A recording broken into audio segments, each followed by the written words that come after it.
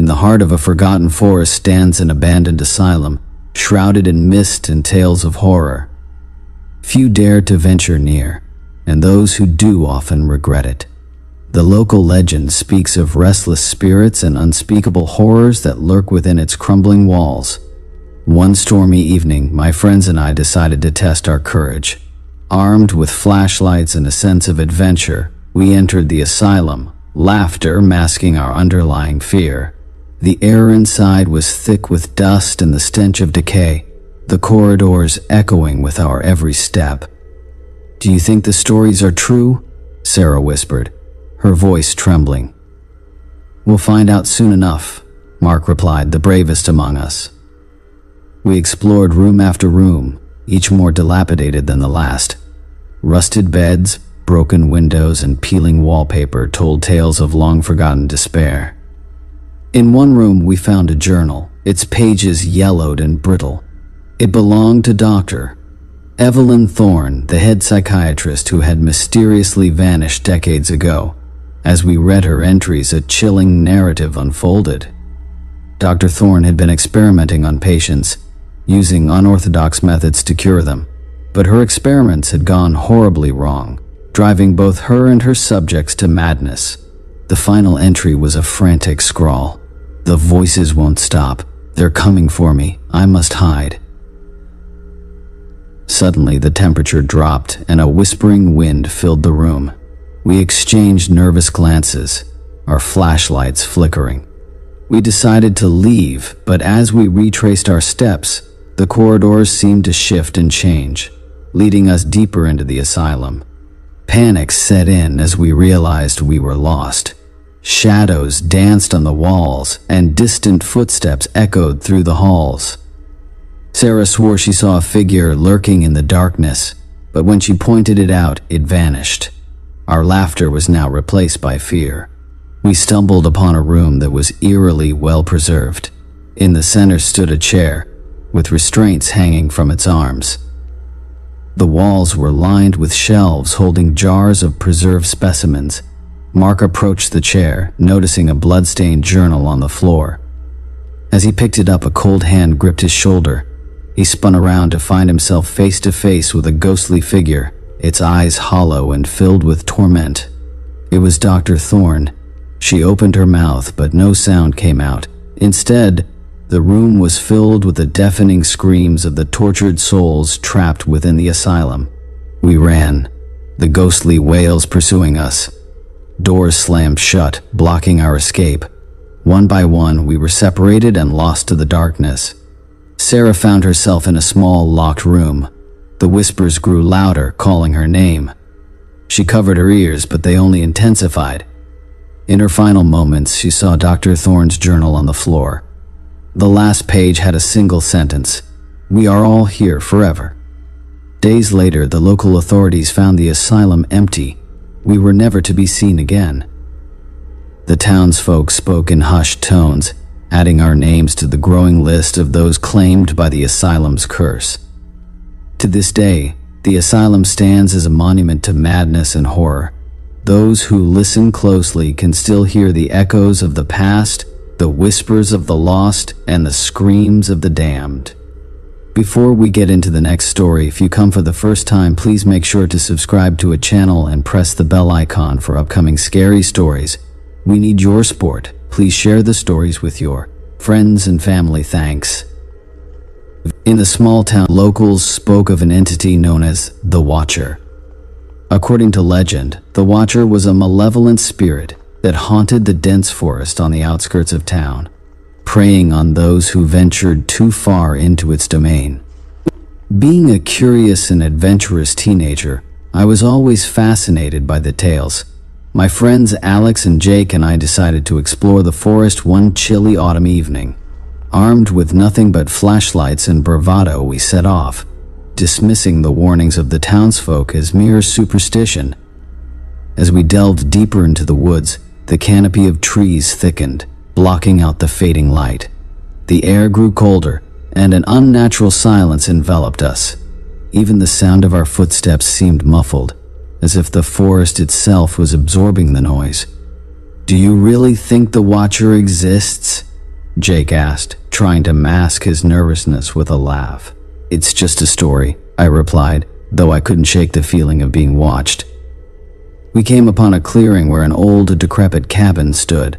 The windows were broken, and the door hung on its hinges. Despite our initial hesitation, curiosity got the better of us, and we decided to investigate. Inside, the cabin was eerily empty, save for a few pieces of broken furniture and a thick layer of dust.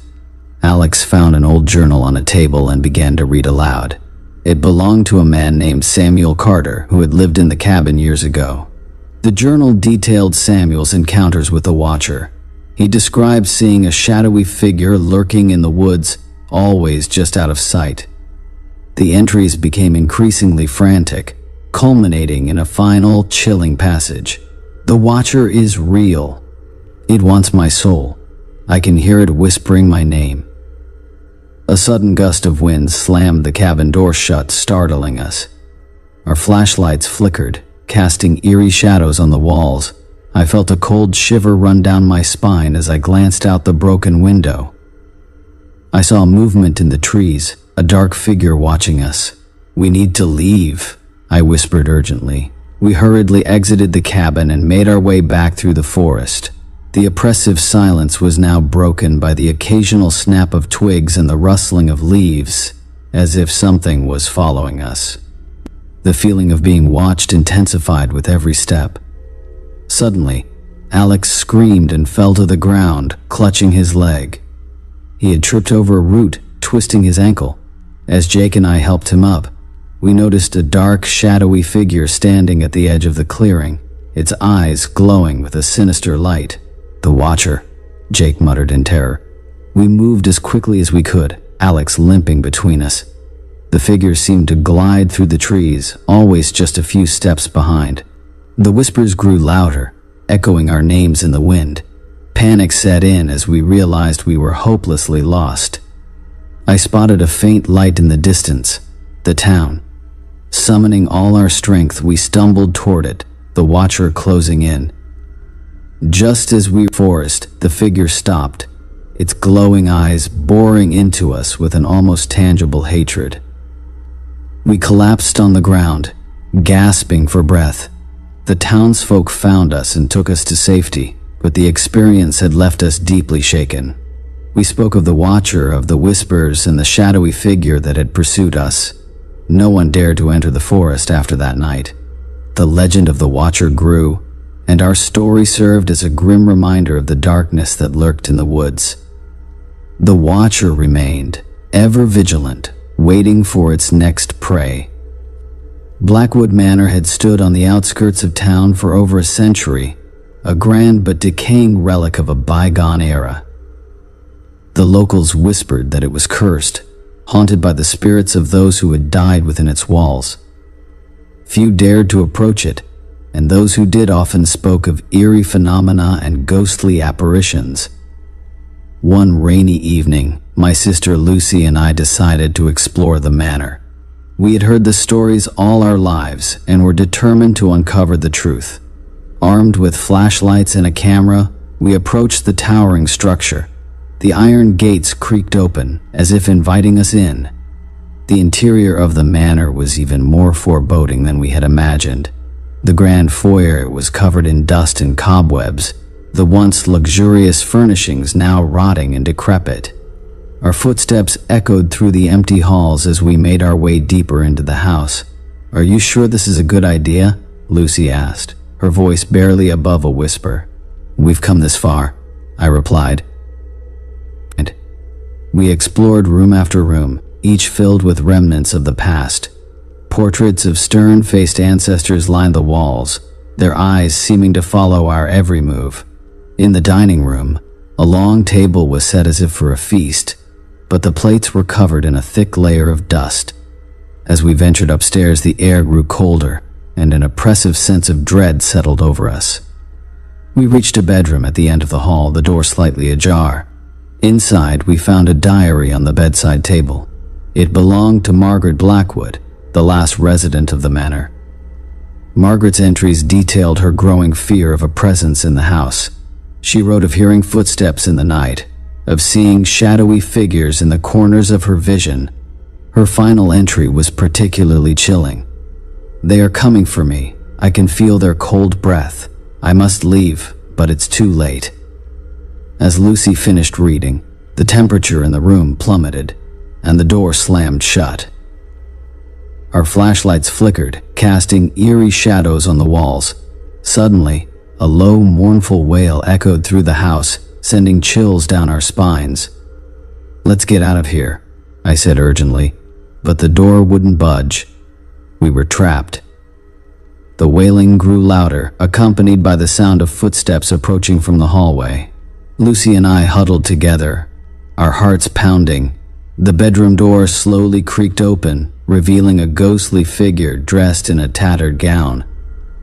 It was Margaret Blackwood, her eyes filled with sorrow and despair. "Help me," she whispered, her voice barely audible.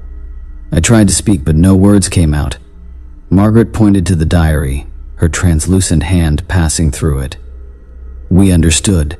She was trapped, her spirit unable to find peace. "We'll help you," Lucy promised, her voice shaking. The figure nodded and slowly faded away, the oppressive atmosphere lifting slightly. The door finally opened, and we hurried downstairs. In the foyer, we found a hidden compartment in the wall, containing a small, ornate box. Inside was a letter from Margaret, addressed to anyone who might find it. The letter revealed that Margaret had been accused of witchcraft and had taken her own life to escape the mob. Her spirit was bound to the manor, seeking justice and release. Lucy and I knew what we had to do. The next day, we took the letter to the local historian, who confirmed the story. A small ceremony was held, acknowledging Margaret's innocence and laying her spirit to rest. From that day on, Blackwood Manor was no longer haunted. The ghostly apparitions ceased, and the house stood as a silent testament to the power of truth and redemption. Lucy and I never forgot our encounter with Margaret Blackwood.